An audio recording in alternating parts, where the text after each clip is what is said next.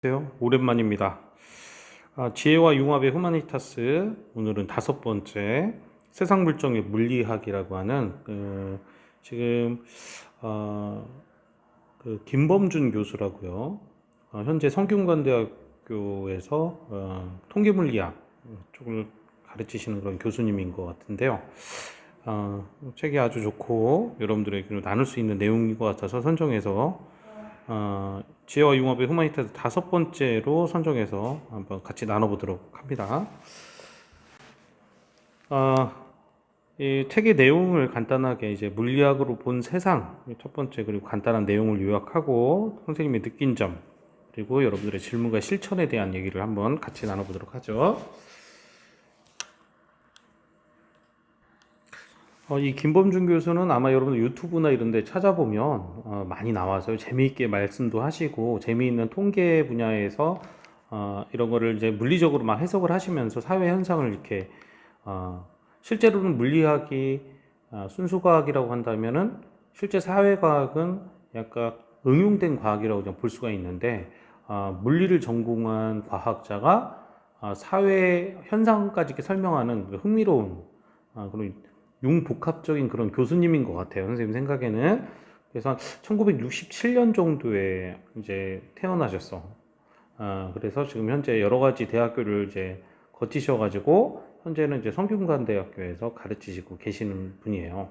그래서 뭐 복잡계를 이렇게 통계물리학의 분야로서 이렇게 끌어들여서 연구를 진행하시는 그런 분이시라고 보면 되겠습니다. 자, 그리고 이분이 얘기하는 이제 물리학으로 어떻게 세상을 바라보냐. 선생님 방금도 얘기했지만 이분께서는 물리학이 세상에 기여하는 바를 우리가 어떤 사물의 이치만이 아니라 인간의 사회학에서 나타나는 그런 다양한 현상들도 물리학으로 설명하려는 그런 노력들을 하고 있는 분이에요. 바로 통계 물리학이라는 그런 도구를 활용해서 그렇죠. 그래서 이제 이 물리학이 어떻게 세상에 영향을 주는지를 이제 다양한 패턴으로 얘기를 하는데, 그 중에서는 통계라고 하는 패턴을 많이 활용을 하는 것 같습니다. 물론 책을 읽다 보면 좀 비약적이지 않는가 하는 생각도 없지 않아 있어요. 근데 선생님이 사회과학 책도 많이 읽어봤지만 이 사회과학과 실제 순수과학의 가장 큰 차이점은 선생님이 볼 때는 어떤 보다 더 객관적인 데이터를 통계로 해서 어떤 뭐라고 해야 될까요? 최대한 주관적인 어떤 시선을 좀 배제하려고 노력했다는 부분이 보통 순수과학의 인간의 어떤 관점을 최대한 배제하려고 하는 게 순수과학의 입장이잖아요. 사회과학은 인간이라고 하는 그 요소가 여기에 들어가서 데이터 해석을 인간과 더불어 사회라는 곳에서의 그런 것들을 데이터로 찾아내는 것이 사회과학이잖아요. 근데 이분은 이러한 순수과학의 입장으로 사회과학을 어떻게 통계적으로 풀어내가느냐, 이런 지점에서 조금 선생님한테는 선생님은 과학 선생님이니까 좀 더 설득력 있게 다가왔던 그런 부분이 있어서 여러분들께 꼭 소개를 해봅니다. 자, 그럼 책의 주요한 내용들을 한번 살펴볼까요? 책은 약간 챕터별로 이렇게 옴니버스 형식으로 어떻게 사회학에서 나타나는 현상을 통계 물리학적으로 설명할 수 있는가, 이렇게 구성이 되는데요. 한 8편에서 9편 이상 이렇게 쭉 연결이 되고 있는데, 그 중에 선생님이 좀 나누고 싶은 것들만 이렇게 따서 가져왔습니다. 감염병의 전파, 선생님이 이렇게 제목을 붙이긴 했지만 실제로는 메르스 후진국 물리학자의 뒤늦은 한마디, 자, 이렇게 얘기를 하면서 연결망과 과학, 그리고 이것의 전파, 이렇게 짧은 어떤 단어로 이 챕터를 이렇게 얘기해 볼 수 있을 것 같아요. 여기서 이 저자가 이 글을 쓸 당시에는요, 코로나가 일어나지 않았던 시기였습니다. 이때는 코로나가 아니라 바로 메르스가 있었던 시기였어요. 여러분들 메르스 기억이 나실지 모르겠는데, 중동에서 뭐 낙타로 인해서 뭐 옮겨왔다는, 동물에서 인간으로 옮겨왔다는 그 바이러스가 우리나라에서도 갑자기 나타났던 중동 호흡기 증후군이라고 하는 2015년 6월부터 뭐 7월 한 얼마 걸리진 않았습니다만 우리나라에 엄청나게 이슈가 됐던, 지금 코로나의 전초였죠. 한 7년 전에 있었던 일인데요. 이때 이 감염병이 어떻게 전파되었는지를 통계물리학으로서 이렇게 알아본 거예요. 자, 이분이 이 감염병이 어떻게 중동에서부터 넘어왔고, 이 감염병은 또 감염률이 높지도 않았었거든요. 그런데 유독 왜 한국에서 이렇게 유난히 위세를 떨쳤을까? 이런 의문점에서부터 시작을 합니다. 근데 너무 심플한 답을 얻게 됩니다. 이거를 쭉 조사하면서 통계물리학을 내봤더니 문제는 병원이었다는 거예요. 문제는 병원이었다. 통계물리학으로 쭉 연결을 해서 그 근원지를 쭉 찾아가 봤더니 문제는 병원이었다. 이렇게 결론이 나온다는 거야. 그 병원이 왜 그런 문제가 됐었느냐? 사람이 아프면 어디 가죠? 병원에 가죠.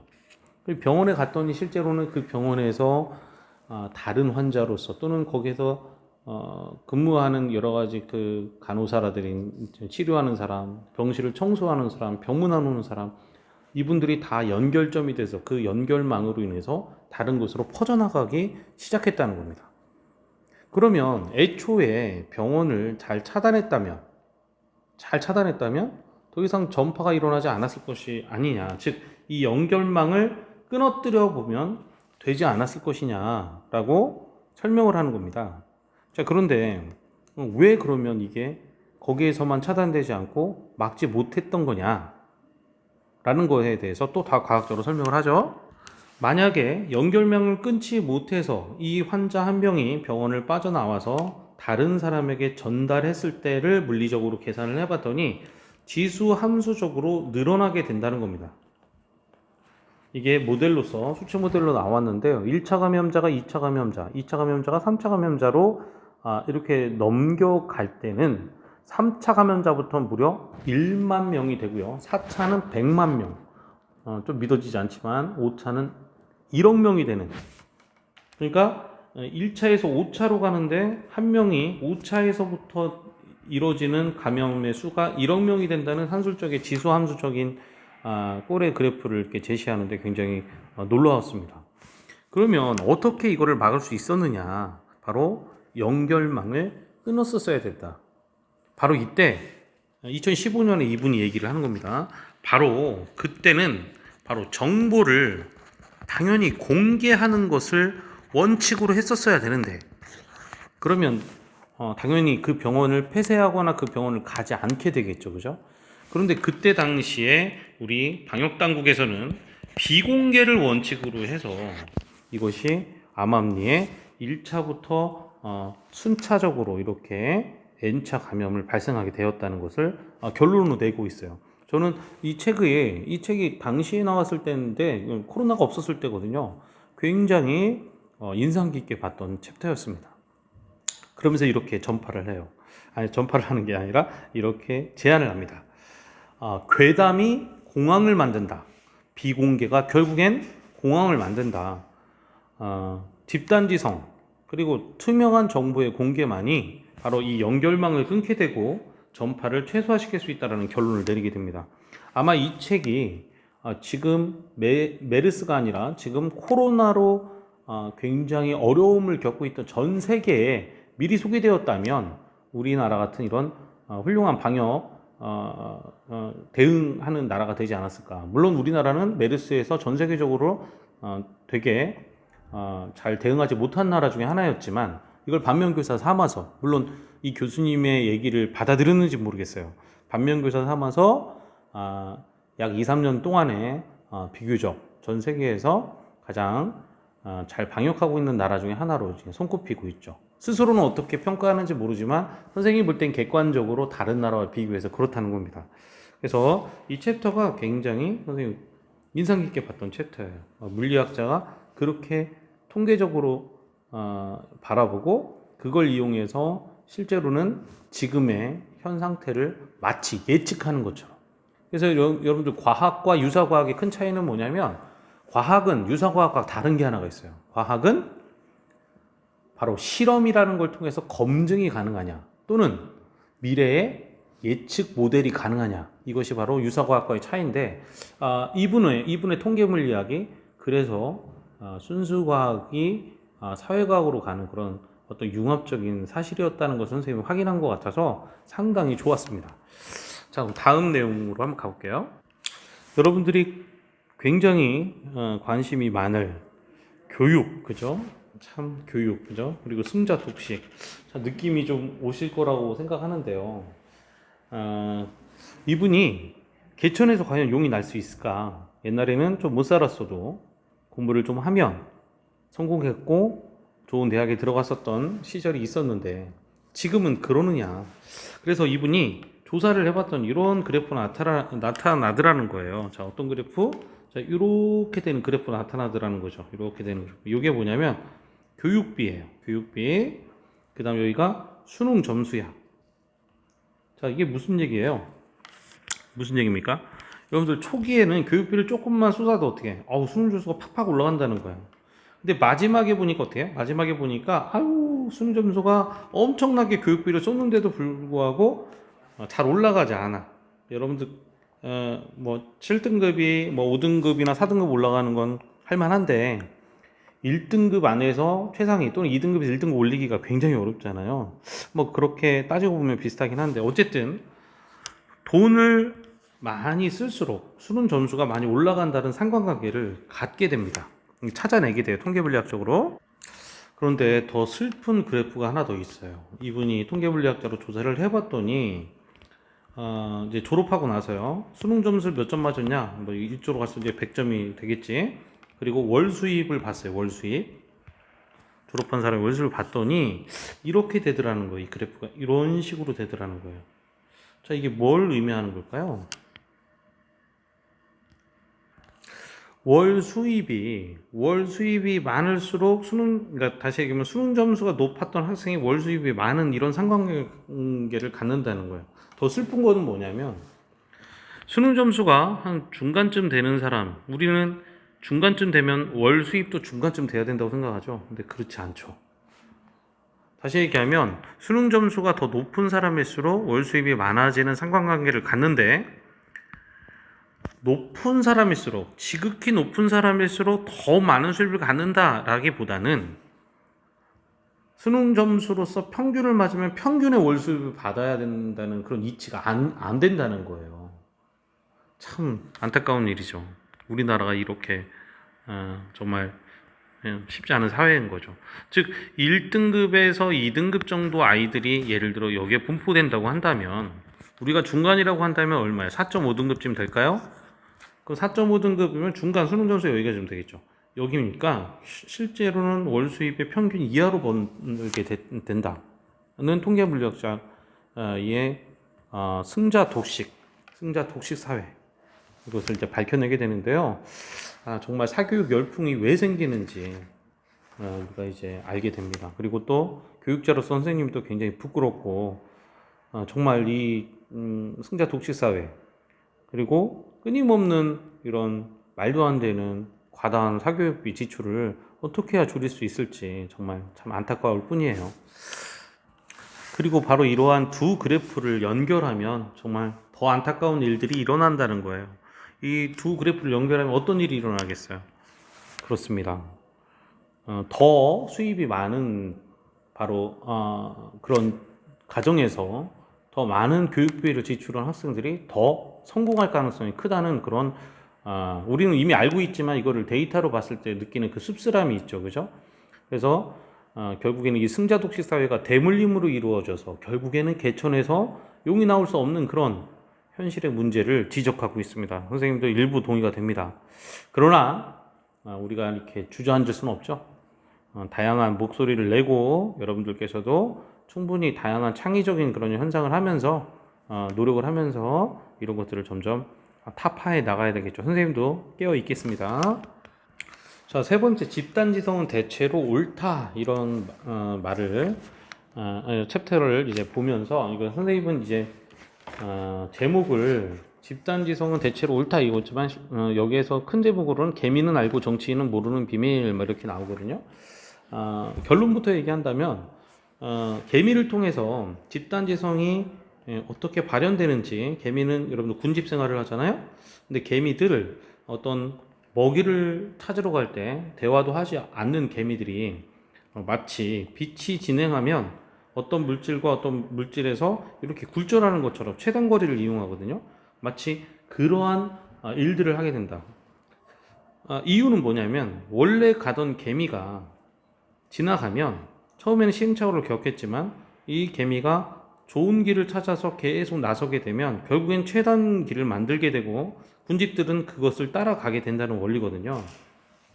그러면서 여러분들 그 무대에 어떤 사람이 서 있어요. 그 사람의 몸무게를 맞추자는 게임이 있는데 한두 사람이 맞출 때는 당연히 몸무게 오차가 크게 짐작을 하게 되는데요. 수많은 사람이 그 무대에 선 사람의 몸무게를 맞추니까 실제로 거의 소수점 단위로 몸무게가 맞아 들어가는, 그래서 집단지성은 굉장히 현명한 어떤 방법일 수 있다. 그러면서 집단지성이 대체로 옳은 것을 현실 우리 사회과학에서는 결국엔 이것을 민주주의로 이렇게 연결하는, 민주주의가 굉장히 더디고 그 다음에 중우정치, 그러니까 대다수의 좀 우매한 그런 군중들로서 잘못 뭐 소크라테스가 결국엔 죽음을 당한 것도 중우정치로 이렇게 있었던 그런 안 좋은 부정적인 면모도 없잖아 있지만 실제로는 집단지성은 대체로 옳은 방향으로 간다라는 그런 통계물리학적인 결론을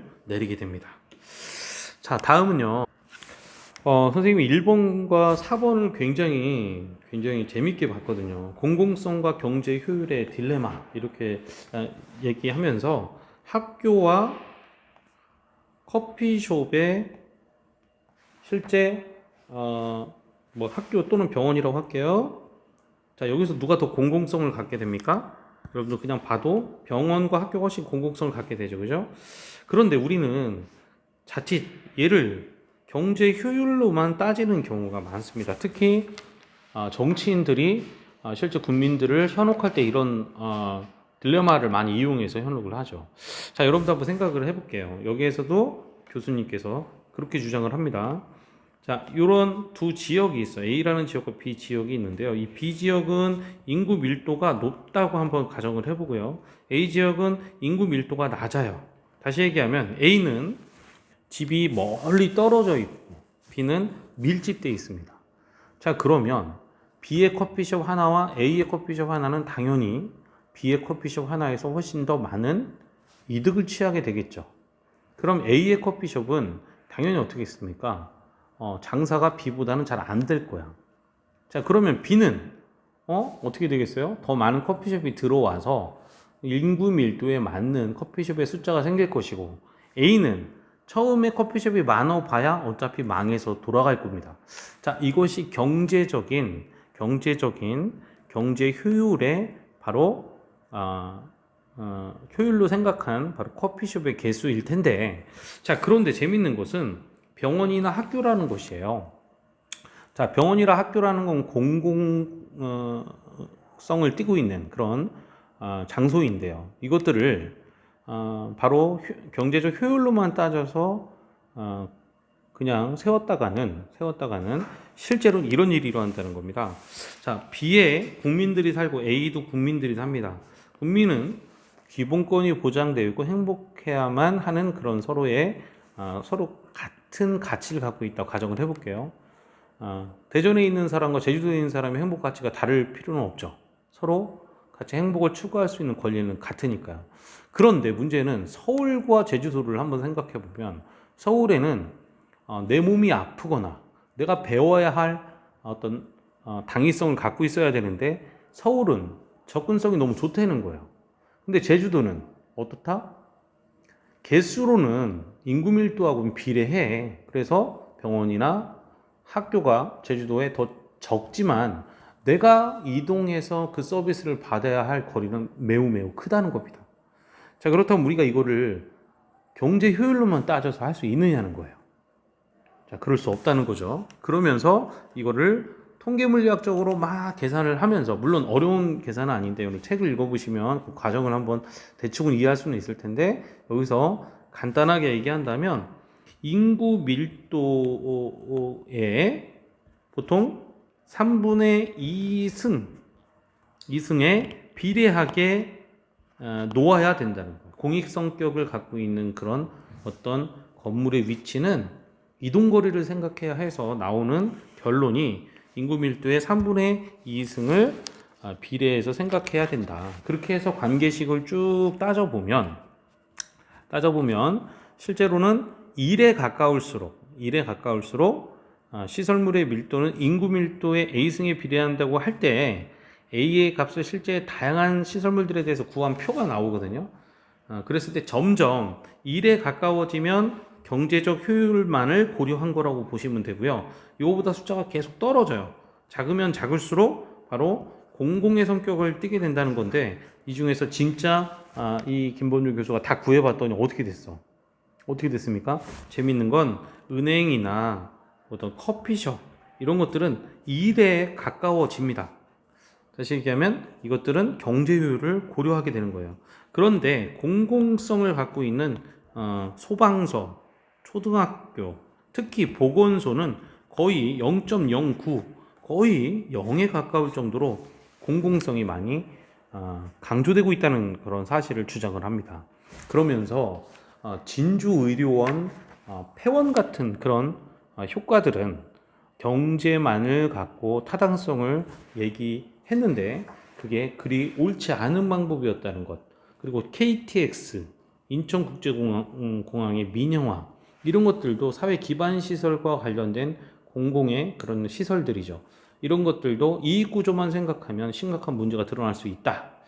커피야 안 마시고 참으면 되지만 미래를 짊어질 우리 학생들 교육, 그 다음에 우리가 아파서 병원에 가야 되는 것, 또 언제든지 이용해야 될 그런 대중교통 등은 경제 효율로만 따져서는 결코 되지 않는다라고 하는 것을 주장하게 됩니다. 굉장히 인상 깊게 읽었던 챕터예요. 자, 마지막 또 선생님이 소개하고 싶은 챕터는 관계 맺음의 아름다움.